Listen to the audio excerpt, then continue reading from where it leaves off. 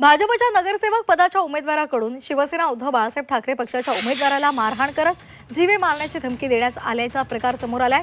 वाशिमच्या लाखाळा परिसरात रात्री 1:30 वाजताच्या सुमारास ही घटना घडली आहे।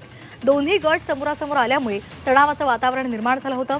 वाशिम शहर पोलिसांमध्ये या प्रकरणामध्ये ठाकरेंच्या शिवसेना उद्धव बाळासाहेब ठाकरे पक्षाचे उमेदवार गुड्डू उर्फ प्रवीण इढोळे यांच्या तक्रारीनंतर भाजप उमेदवार सतीश उर्फ गल्ला वानखेडे यांच्या विरोधात गुन्हा दाखल करण्यात आलाय। सतीश वानखेडे फरार असून पोलीस त्याचा शोध घेत आहेत। दरम्यान कोणत्याही प्रकारच्या दहशतीला किंवा आमिषाला बळी न पडता मतदारांनी आपल्या मतदानाचा हक्क बजवावा असं आवाहन पोलिसांनी केले।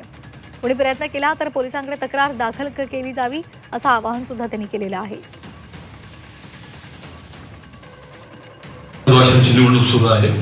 त्या निवडणुकीच्या अनुषंगाने प्रवीण इढोळे आणि गल्ला उर्फ सतीश वानखेडे हे लाखाळा भागातून एकमेकांचे प्रतिस्पर्धी उमेदवार आहेत। आज रात्री 30 वाजता प्रवीण इढोळे हे त्यांच्या मतदानाच्या अनुषंगाने निवडणुकीच्या अनुषंगाने त्यांच्या मित्रांसोबत असताना तिथे गल्ला उर्फ सतीश वानखेडे आला। त्यांनी निवडणुकीच्या कारणावरून प्रवीण इढोळे यांना धमकी दिली व त्यांच्यासोबतच्या लोकांना मारहाण केलेली आहे। त्याबद्दल पोलीस स्टेशनला गुन्हा दाखल करण्याची कारवाई सुरू आहे।